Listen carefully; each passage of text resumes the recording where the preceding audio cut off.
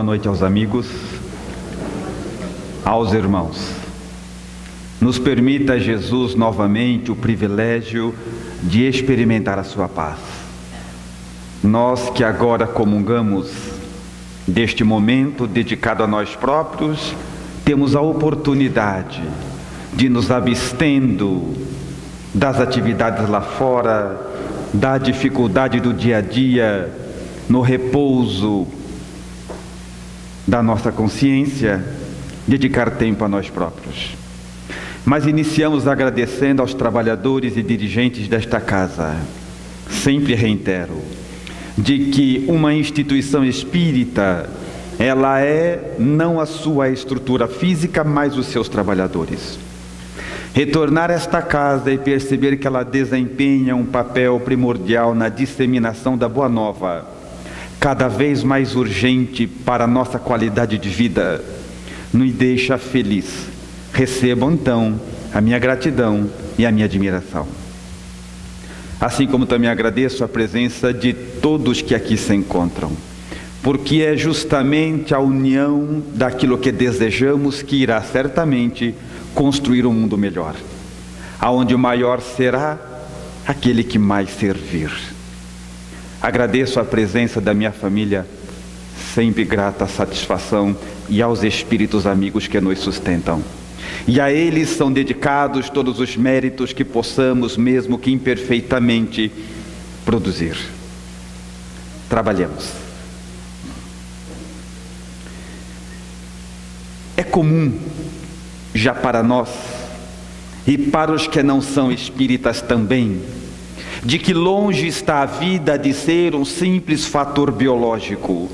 O homem já não pode mais, independente da religião a qual professe, ou mesmo pelos caminhos apresentados da ciência, a crer que ele é só isso, que aqui estamos. Já sabemos por incontáveis vias que o homem transcende a condição em que agora ele habita, ou ele experimenta. E desta forma a nossa comunhão com os demais seres, encarnados ou não, também é uma frequente. É natural pensarmos e crermos que cada um de nós aqui está e toma conta única e exclusivamente da própria vida. Mas a prática nos diz outra coisa. O tempo todo influenciamos e somos influenciados. A nossa vida é mais regida por aquilo que não vemos do que por aquilo que vemos. Influenciamos e somos influenciados o tempo todo por todas as pessoas. Basta crer que um dia a mãe, a senhora está bem, o pai, o senhor está bem, mas quando o filho não está, ninguém está bem. Então percebemos que já faz parte da estrutura da vida essa comunhão constante. Somos tão influenciados que a cada segundo temos a oportunidade de optar pelo bem ou pelo mal, pelos caminhos que nos levam à elevação ou não. A cada momento, o tempo todo, por exemplo, você está chegando na casa espírita e já de frente você encontra a Sandra. E aí você está vindo com mais 3, 4. E como não dá para cumprimentar todo mundo junto ao mesmo tempo, a Sandra cumprimenta primeiro aquele que vem com você, e você depois, você já pensa, tá vendo? Quando é para pedir as coisas, é para mim primeiro. É assim, ó, tá vendo? Mas quando é para cumprimentar os outros, tem mais valor que eu, mas não tem problema, deixa. Dor de barriga não dá uma vez só. Somos tão influenciados que se acorda de manhã, toma um café da manhã, ouvindo o rádio, não aquela que conta quem morreu ontem, não é adequado, mas começa ouvindo uma boa música, aí você vai para o trabalho, no caminho diz para alguém, boa noite, bom dia, e a pessoa não responde. O nosso dia acaba ali. É assim, tá vendo? Quando precisou, veio. Agora assim, finge que nem ficou rico. Um segundo e perdemos o dia já no começo. Influenciamos e somos influenciados o tempo todo. Aí a doutrina dos imortais vem nos trazer que os nossos mortos vivem, e mais do que nós, são livres, e vão aonde desejam ir. Allan Kardec os define como um oceano, onde nós estamos mergulhados. Desta forma, imaginemos agora uma criatura sem compromisso com o tempo.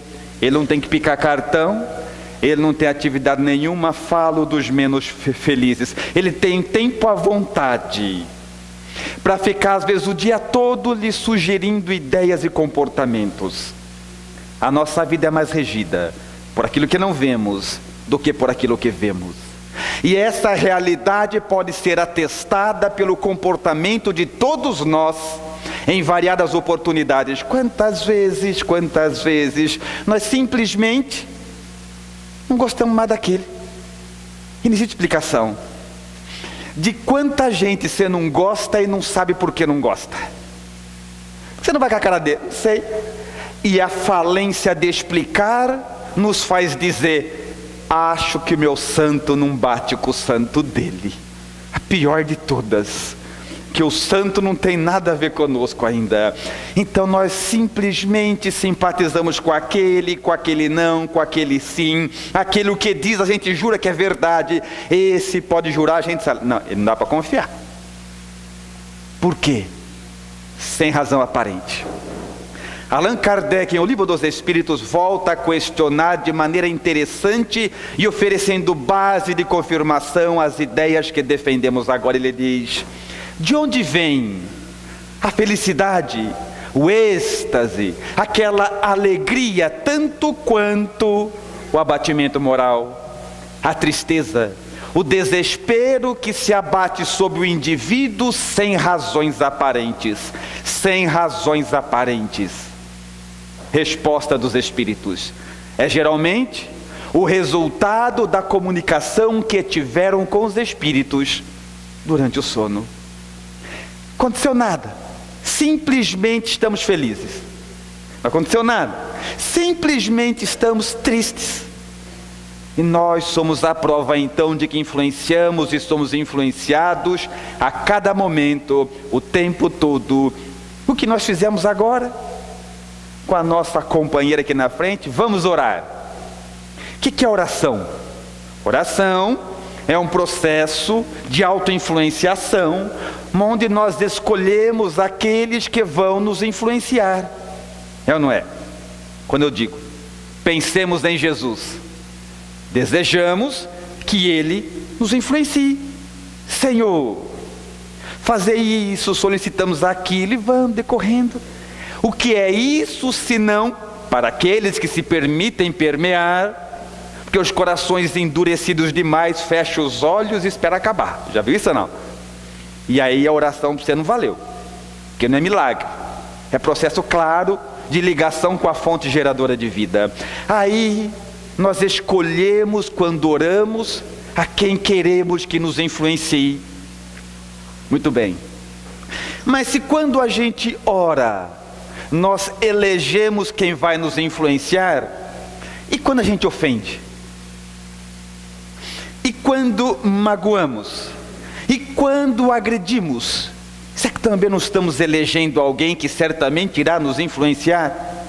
Certamente não vai comungar conosco das suas ideias e pensamentos. O processo não é igual? Ou vale só para quando é bom? Seria bom que fosse assim. Mas se quando clamamos pelo bem, eles vêm nos influenciar, porque orar é ser ouvido. E quando magoamos, ofendemos, criamos para a nossa vida uma condição de vida fora dos padrões cristãos, quem está nos influenciando? E aí começamos a lembrar, né? De incontáveis vezes que nós juramos que somos influenciados, porque não era nós, não era a gente não queria magoar, magoou. A gente não queria ofender, e ofendeu. A gente não queria gritar, mas gritou. E depois, no silêncio da própria consciência, na nossa oração de fim de noite, pensamos: por que eu fiz isso? Aí lembramos de Paulo: o bem que eu quero, nem sempre faço. Já o mal que eu não quero, esse eu sempre faço. Se o bem que eu quero não faço, o mal que eu não quero, este sempre faço. Não sou eu quem faz, mas o mal que habita em mim. Tudo bem. Então, se existe uma porção de mal e de bem dentro de cada um de nós, quem as influencia? Quem? Porque se nós fôssemos traçar uma diretriz, fazer um traço separando os bons de um lado e os maus do outro, ainda pelo nosso estágio de educação e cultura, esse traço passaria no meio do coração da maioria de nós. Influenciamos e somos influenciados o tempo todo. Essa é a grande diretriz da vida. Se entendemos isso, vivemos melhor. Sabe por quê? Porque sabiamente começamos a escolher quem que a gente quer que nos influencie. No momento de prova, de dificuldade ou não. Quando vai dormir, quando acorda, nós elegemos quem a gente quer que nos influencie, que nos acompanhe. Quando não entendemos essa regra, deixamos que as pessoas assim o façam. Desta forma, nada educa mais do que o exemplo. E encontramos no Evangelho de Marcos, no seu capítulo 9, uma descrição notável de cura atribuída a Jesus. De uma lista de curas que ele já houvera feito, e vocês que estudam o Evangelho todos os dias sabem no que eu estou falando, aquela foi um tanto quanto diferente. Conta o evangelista que Jesus estava dialogando com alguns companheiros, mas chega um homem e lhe diz: Jesus, meu filho baba sangue, e os demônios lhe tomam o corpo.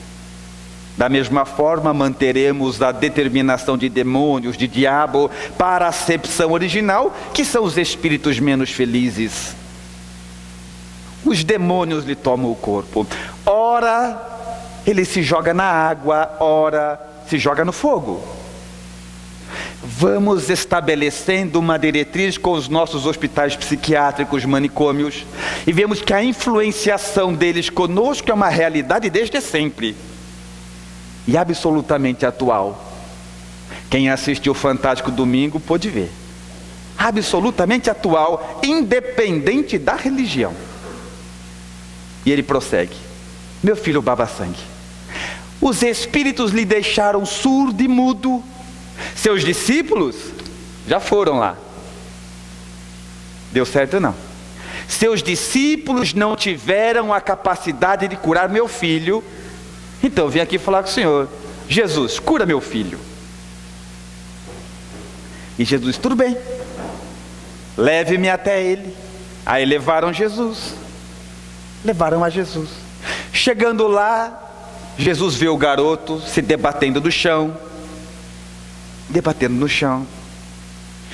E acontece nesse momento uma coisa absolutamente estranha.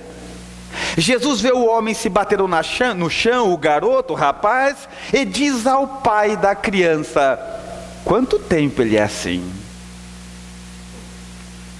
Percebeu a estranheza ou não? Jesus já houvera curado incontáveis obsediados, cegos, surdos, mudos, um monte. Expulsou um monte, olhava, se dirigia ao espírito perturbador, mandava ele embora, ele ia, acabou. Mas dessa vez em especial, Jesus curou não. Olhou para o pai dele e falou assim: desde quando ele é assim? Jesus perguntando alguma coisa? Jesus nos conhece desde sempre. Ele está aqui desde a formação do planeta. É portador de todas as ciências. Ele nos conhece na intimidade. Desde quando ele está perguntando para o homem? Ele nunca fez isso. Era uma criatura que olhava assim: Pedro, joga a rede lá, ó, ali que está o peixe. Aí ele joga, e o evangelho é claro, de que o barco quase vira tal a quantidade piscosa, conhecia tudo. Mas naquele dia, diferente do usual, Jesus diz: desde quando ele é assim? Perguntou como se não soubesse. E o pai do garoto respondeu: ah, Jesus, desde criança. E Jesus devolve: mas não sabe de que que se tiver fé, tudo se resolve, que para aquele que tem fé, confiança, tudo pode. E o homem entende. Jesus faz um trabalho de psicanálise, estava ensinando a ele, podia ter curado, mas achou melhor ensinar a ele porque é que o garoto tinha chego nesta situação. Você não sabe que para aquele que confia, que crê, tudo é possível. O homem entende a mensagem e diz: Jesus, então cura meu filho e cura minha incredulidade. Ah, entendeu, né? Aí Jesus diz: sai dele. E o espírito saiu. Fascinante. Jesus entendeu que a criança chegou naquele limite por falta de um vínculo que ligue a vida maior, por falta de crer na vida, de confiar, e o caso foi se agravando. Então Jesus fez uma psicoterapia com o indivíduo ali, explicou, tentou ensinar para ele a raiz, a gênese da problemática, porque muitas vezes Jesus curou e as pessoas voltaram a ter as mesmas enfermidades, porque o homem é o epicentro de tudo que lhe acontece, ele é a gênese de tudo, herdeiro de si mesmo. Jesus tirou, é a oportunidade de vida nova. Se tiver uma vida igual, são as leis naturais, absolutamente naturais. E nós escolhemos mais dessa passagem. Os discípulos falam assim: gente, que vergonha que nós passamos, né? Reunidos com Jesus, de Jesus, por que nós não conseguimos? Aí o Senhor chega e diz: sai dele. E o diabo sai. E Jesus dá outra lição. Ele diz: é que para esse tipo de espíritos é necessária muita oração e jejum. Muito bem. Nós temos mania de trazer para a materialidade tudo que é de cunho espiritual. E tudo que Jesus falou é espiritual. Para esse tipo de espírito é necessário muita oração, ligação com a fonte geradora de vida, base da base. Sem a oração constante, dificilmente alcançaremos aquilo que te traz aqui hoje. E jejum, o que não tem nada a ver com jejum material, senão os magros expulsavam mais demônios que os gordos. Eu então era só olhar. Não é disso que ele fala. Não é jejum de comida, jejum moral.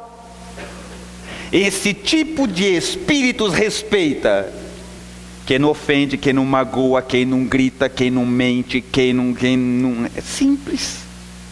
Tão simples que eu vou ensinar vocês a expulsar demônio hoje. Então pronto para saber, sim ou não? Vou ensinar. Não mente, não engana, não fala mal dos outros, não, aquela lista toda. Elimina a avareza, a prepotência, a maledícia, aquela lista toda. Depois que você fizer isso, você vai olhar para ele e falar assim: sai dele. Ele vai sair. Simples, não é? Olha. Mas no nosso nível moral, nível de educação atual, a gente olha para o espírito perverso e fala: sai dele. Ele olha para nós e fala: estamos juntos. Pô, irmão, nós estamos ali. Que é? Você quer que eu saia para você entrar? Não. Aí não dá certo. Eles obedecem uma coisa no universo: a autoridade moral. Ponto. Mas não tem uma técnica? Não tem nada, é simples. É simples, sai dele. Eles obedecem. Uma diretriz. E Jesus falava disso, de jejum moral.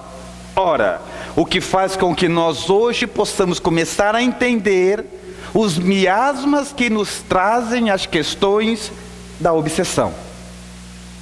Não adianta. Enquanto nós tivermos um comportamento irregular, não adianta querer aprisionar, afastar, prender os espíritos maus. De maneira, isso não existe, espírita.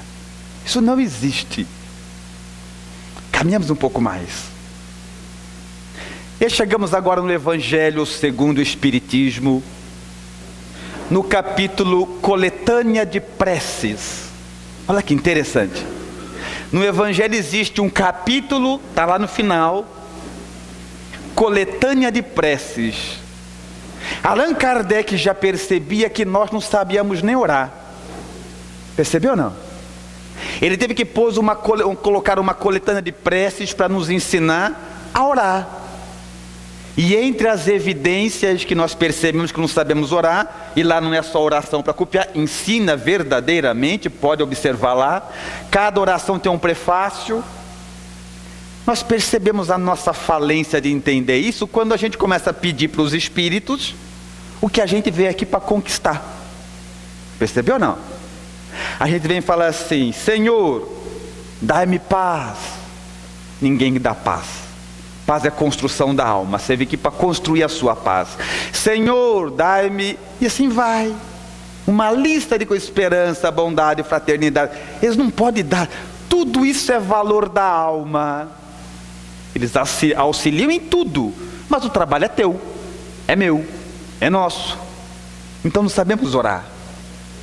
Senhor, a gente vai com aquela lista toda, e eles ensinam, mas existe uma oração em particular que vai ao encontro do que nós estudamos agora, a influência oculta dos espíritos, que é o item 16 da coletânea de preces, preces para afastar os maus espíritos. Essa é boa. Essa é boa. Você precisa aprender essa. Prece para afastar os maus espíritos, porque ninguém faz mal sozinho. Se nós vivemos no universo nos ligando uns aos outros, todas as vezes que estamos com a consciência tranquila e em paz, estamos nos ligando e comungando com espíritos que estão com a consciência tranquila e em paz. Quando estamos perturbados, inexoravelmente estamos ligados, alimentados, envolvidos por espíritos que vibram dentro do mesmo diapasão. Mas vamos estudar. O prefácio do item 16 diz assim: os espíritos maus, antes da oração. Kardec é de uma precisão didática antes da oração. Prefácio. Os espíritos maus vão aonde eles podem manifestar a sua perversidade. Ponto. Vamos falar de uma frase só. É um pouquinho mais complicado, mas vamos ver em partes. Os espíritos maus só vão aonde eles podem manifestar a sua perversidade. Lembra no começo da nossa reflexão, quando ele falou que a gente vive se sentindo envolvido por espíritos maus? Está lembrado ou não? Pois é, mas os espíritos maus só vão onde pode manifestar a sua perversidade. Quando nós sentimos que não estamos bem, está mal, estamos irritados, perturbados, intranquilos, desconfortados, os espíritos maus só vão aonde pode manifestar a sua perversidade. A questão é: o que em mim faz com que os espíritos maus se sintam à vontade? Os espíritos maus só vão onde pode manifestar a sua perversidade. Sabe quando a gente fala assim, ó, nossa gente, lá em casa é um inferno. Por que eles vão lá? Os espíritos maus só vão onde pode manifestar a sua perversidade. E isso serve para casa, para empresa e até para centro espírita. Já viram isso ou não? Eu conheço caras que dizem assim: nossa, o nosso centro não vai. Os espíritos maus só vão onde pode manifestar a sua perversidade. Conclusão: dos espíritos é neutro. A questão é: o que na minha casa está fazendo com que os espíritos maus gostem de ficar lá? Na prática é mais ou menos assim, ó. Sua casa é feita de tijolo, é ou não é? Não é? É. Nós ia ter que trocar o exemplo. Achei que vocês moravam em casa de tábua ainda. É tijolo. Certeza. Aí vai um tijolo em cima do outro até fazer sua casa. Sob a ótica moral, eu queria perguntar uma coisa. Na tua casa, tijolinho por tijolinho, é coisa pequena, não é acontecimento grande não. É detalhe do dia a dia. Tem mais tijolinho que compõe uma casa de céu ou de inferno? Tem-lhe tijolinho da paciência, da benevolência, da bondade, do respeito? Ou a tua casa é feita com tijolo da irritação, do desespero, da incompreensão, da intolerância? É assim que constrói uma casa. O que tem mais na tua casa? Porque os espíritos maus só vão onde pode manifestar sua perversidade. Interessante, né? O indivíduo vem no centro, resolver a vida naquele dia. Aí ele vai tomar passe. Aí ele toma passe. Quanto tempo demora aqui um passe? Mais ou menos. Um minuto. Aí você vai tomar passe. Aí você fica 1 minuto na mais aprofunda paz. E 24 horas na tua casa, feito com tijolo, que eu não faço a menor ideia do que é. Mas o que eu sei é que os espíritos maus só vão aonde pode manifestar a sua perversidade. Sabe por quê? Eles vão atrás dos bons porque é chato. Os maus indo atrás de Jesus, de Francisco de Assis, sabe por que eles não vão? Porque é chato. Eles querem falar de intriga, de maledicência, quer falar da vida das outras pessoas, quer falar o erro e o mal das outras pessoas. E como Jesus não quer falar disso, é chato. Simples. Tem mágica não, só é chato. Agora, se na sua casa tiver o que eles gostam, eles ficam. Tua casa tem mais de céu ou mais de inferno? Vamos mudar um pouco. A tua casa mental tem mais de céu ou tem mais de inferno? Porque eles só vão onde pode manifestar sua perversidade.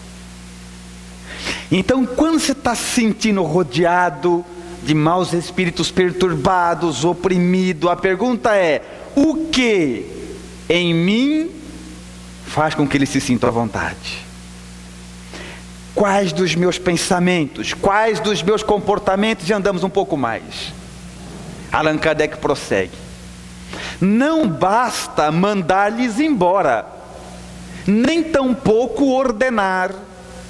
É necessário extrair de si o que os atrai. Fantástico.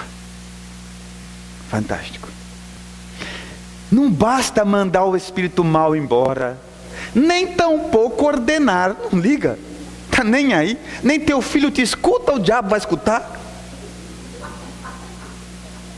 É necessário extrair de nós o que os atrai. Muito bom, né? Quando a gente se sente: hoje eu não estou bem, e sabemos que nos ligamos uns aos outros, o que em mim atrai essa companhia espiritual que eu não desejo mais. Não diminuo o efeito do passe, não. Você toma o trabalho de fluidoterapia, se recompõe, e é o momento que você tem para falar: agora para, chega, vou fazer manutenção do que eu recebi, vou manter pensamentos elevados, e se alguém ali me ofender, me magoar, eu sei que é minha responsabilidade manter a minha paz, porque o mundo aqui vai te espiar e te colocar à prova. Natural. Temos que estar acostumados com isso já. É natural. Uma prova atrás da outra faz parte de espíritos na nossa condição. Então Allan Kardec nos oferece um tratado que muda completamente os nossos processos de desobsessão. Quando alguém vem para o tratamento de desobsessão, está tudo certo, profundamente eficiente, mas é fundamental orientar aquele que quer libertar-se, orientar a todos nós de que o fundamental é eliminar de nós o que atrai os espíritos perversos. Mas o que eles gostam? A gente sabe, né? A gente sabe. Claro que a gente sabe. A gente sente isso na pele. É igual, por exemplo, eu fico sabendo alguma coisa da vida da Sandra. É o mal de sentar na frente, né? Você quer o nome, o primeiro que você vê, você acha. Mas quando eu fico sabendo uma coisa da vida dela, já dá um calor na gente, porque saber uma coisa que ninguém sabe é fantástico, né? E mais fantástico ainda é ter alguém para contar, porque saber e não contar também, que graça tem. É daquele quando dá aquele calor, eu já vibro com a intenção de divulgar o mal que eu vi. Quem eu atraio? Sem dizer coisa alguma. Sem dizer coisa alguma. Então é uma luta interna, é uma luta dentro. A cada segundo optamos pelo bem ou pelo mal. O certo e o errado, o que eu vou fazer? Vou manter o caminho do bem ou não? Vou falar das pessoas de maneira nobre ou não? A cada instante estamos nos ligando aos espíritos conforme aquilo que desejamos. E Allan Kardec continua: é necessário eliminar de nós o que os atrai, porque os espíritos maus farejam as nossas chagas morais, como as moscas farejam as feridas do corpo. Fabuloso, né? Os espíritos maus procuram o que a gente gosta de verdade: maledicência, prepotência, avareza, qualquer coisa. E é aí que eles nos pegam. É aí que eles nos pegam. Os espíritos maus farejam, procuram. Você já viu quando você tem uma ferida e o mosquito fica ali em volta? Aí você põe, se abana e não tem conversa. Até um dia que você enrola e tira o que os atrai. Longe disso não tem conversa. Só que chaga espiritual não inventaram um band-aid espiritual. Tem que eliminar mesmo. Não tem conversa.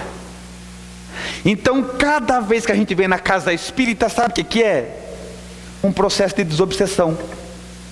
Porque quando os nossos companheiros todos, os palestrantes, os oradores, quem veicula estudo, quando eles falam do Evangelho, nada mais é de que um trabalho de renovação moral. Isso é desobsessão. Se nós temos que extrair aquilo que os atrai, eles acham chato para danar assunto de edificação moral. É que chato. Até a gente que está meio assim já acha chato, fala a verdade. Imagina eles. Quando eles falam que vai ter um curso de reforma íntima, é desobsessão. Desobsessão. Que os espíritos vão aonde tem pensamentos que eles sejam confortáveis. Até no mundo material é assim, você já viu ou não? Você vai num bar, você não acha nenhuma freira lá, que é chato para ela. Fazer o que lá?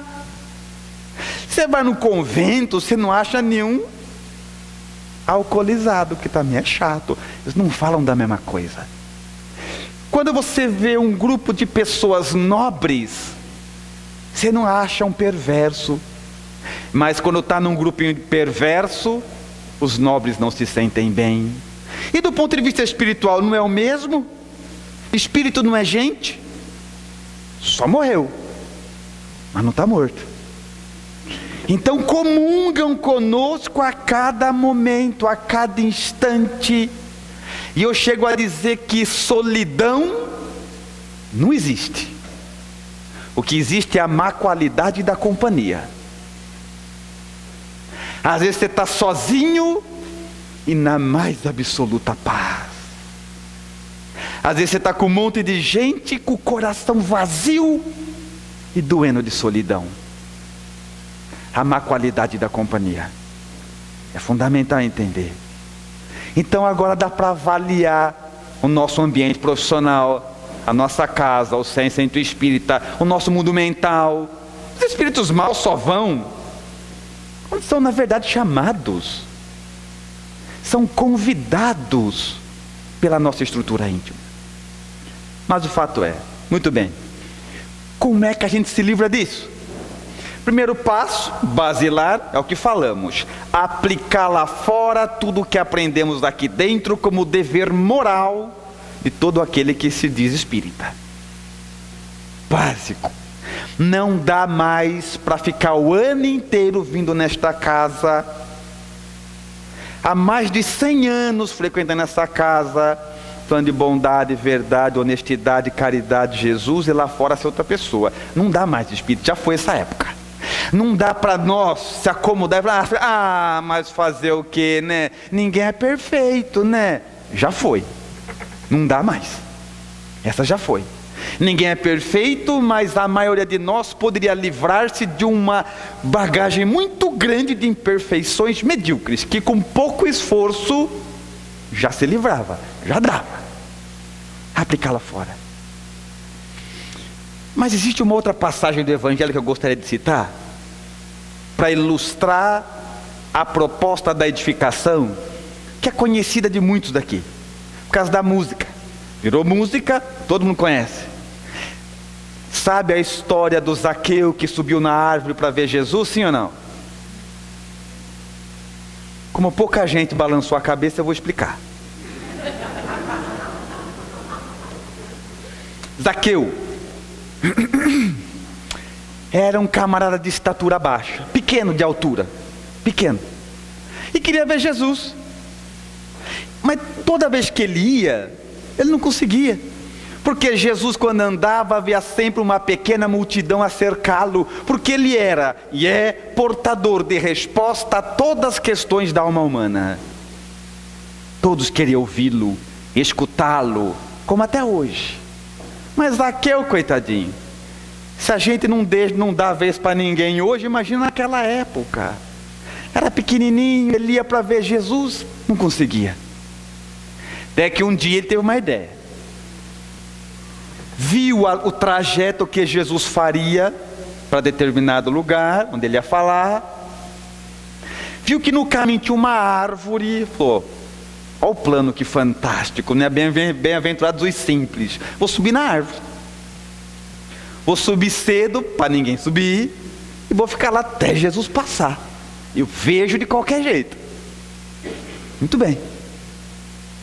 Edificou o plano, naquele dia. Antes de tudo acontecer, subiu na árvore, guardar o lugar. Subiu na árvore. Aí Jesus está passando. Conforme Jesus vem, naturalmente uma multidão cercava, pelos mais variados motivos, como aqueles que nos trazem todos aqui. Os mais variados motivos. Uns queriam cura, outros aprender, outros aparecer que estava perto do homem. É ou não é? Várias razões. E Zaqueu lá na árvore, e Jesus passando, e a multidão em volta. Quando passa debaixo da árvore, Jesus olha para Zaqueu e diz: Zaqueu, desce, porque hoje me convém entrar na tua casa. E eu vou fazer uma pergunta para vocês agora. Pense para responder, não me decepciona. Quem quer que Jesus entre em casa? Vocês querem? Gente do céu, que triste. Vamos supor que eu pedi para levantar a mão e todo mundo levantou. Vamos supor. Vocês querem mais do que Zaqueu? Porque com essa força Jesus não vai passar nem na esquina. Mas tudo bem. Vamos supor que eu falei para vocês levantar a mão e todo mundo levantou as mãos batendo lá em cima. Um desespero de mão. Quer ver Jesus? Então sobe. Sobe sob a ótica moral. Quer ver Jesus? Então sobe em espírito. Porque ele está passando. É a gente que não está vendo. Ele nunca deixou de passar. Quer ver Jesus? Então cresce. Jesus pensou assim: como é que eu deixo uma mensagem que deve varar os milênios com esse povo simples? Entregar na mão deles para eles passar para frente. Como é que eu faço, gente? Vou ter uma ideia. Vou fazer um código que nós chamamos de parábolas, Então nesse código está a realidade espiritual tão bem posta por Jesus, que quem sabe pouco lê a parábola entende pouco. Quem estuda muito lê a parábola entende muito. Quem estuda muito mais lê a mesma parábola entende muito mais. Ele fez um código. Que a gente é pequeno, igual Zaqueu. Esquece material, hein? Tá lembrando? Desde o começo, tudo que Jesus fala 100% é espiritual. Material é por nossa conta. Ele pegou Zaqueu para exemplo. Pequeno, igual a gente. Moral, espírito. Porque Jesus está passando. A gente não está vendo. Falando dele, mas não está vendo. Porque a gente crê em Jesus, mas vive triste. Crê em Jesus, mas está angustiado. Crê em Jesus, mas fica com o troco que vem a mais. Crê em Jesus, mas não está resolvendo na vida prática. Nós somos o país mais espírita do mundo, mais católico do mundo, mais protestante do mundo, e a sociedade não se cumprimenta na rua. Jesus está passando. Aí ele deixou ali o código. Quer ver Jesus? Então sobe, espírita. Imoral. Sobe na árvore do conhecimento. Conhece a ti mesmo. Quer ver Jesus? Sobe em espírito. Quer ver Jesus? Sobe sob a ótica da ética, da moralidade. Que Jesus está aí, nunca deixou de estar.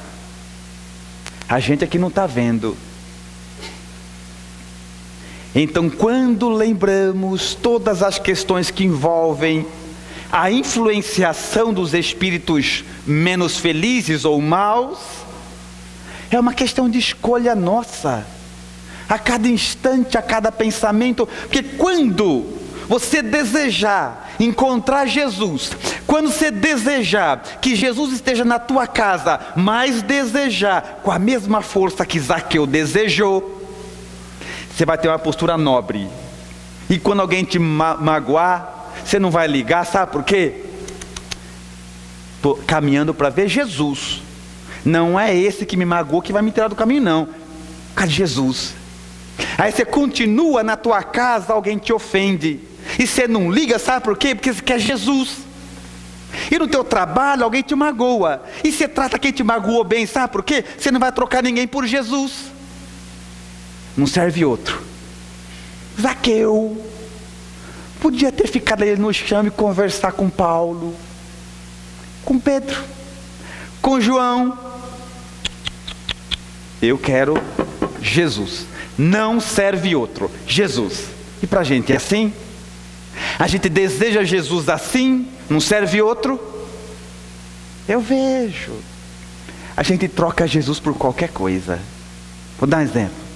Vou em muitas casas espíritas por aí, e sempre longe de Jaú acontece uma coisa estranha. Enquanto as pessoas com problemas falam assim: Rússio, ora para mim lá. Fala, não, mas ora você para Jesus. Não, prefiro que você ore. Mas vai trocar Jesus por mim? Você está louco. Teu irmão, Deus é teu pai, não aceita outro, é contato você com Jesus e ponto. Eu vejo por aí: lá no Verdade e Luz não vou mais não. A Valéria me tratou mal. Mas você vinha por causa da Valéria ou por causa de Jesus? Estou entendendo. Se vinha por causa da Valéria, não precisa vir mais mesmo. Se vinha por causa de Jesus, você nem vai perceber o mal que te fizeram. Você quer Jesus quanto? Tanto que Zaqueu queria: desce que hoje me convém ficar na tua casa. Quando a gente estiver decidido a encontrar Jesus, não há mal que nos tire do caminho, porque Jesus passou por todos, é só ler o Evangelho. E temos uma lista de criaturas nobres que venceram as dificuldades do mundo, que é Chico Xavier, Joana de Ângeles, é uma lista. Viveram no mundo que a gente vive. Tinha que pegar fila de banco, comprar pão na padaria, que é igual. Tinha chefe, tinha pai, tinha mãe, uns não tinha, ficar doente, é igual. A questão é uma: o quanto você quer Jesus. Porque o dia que a gente quiser Jesus, do mesmo jeito que Zaqueu quis, não serve outro, não tem ofensa que nos tire do caminho. Então, Assim como em Marcos, o pai daqueles doentes pediu: ajuda a minha incredulidade. Hoje pedimos nós: Mestre Jesus, auxilia-nos neste encontro conosco mesmo a vencer a nossa incredulidade. Que a minha confiança em Ti seja o suficiente para me fazer nobre no meio das provas, das expiações, dos não nobres. Dá-me, Senhor, a capacidade de trazer no meu caráter traços que não deixe dúvida em ninguém que eu caminho para Ti. E pela oportunidade de termos conhecido a doutrina espírita, por Allan Kardec nos apresentar um Cristo de maneira tão notável, hoje nós agradecemos. Agradecemos para que o Evangelho crie raízes em cada um de nós, e fixados em nós, nos impulsione para a frente. Pela atenção com que me ouviram, muito obrigado, senhores.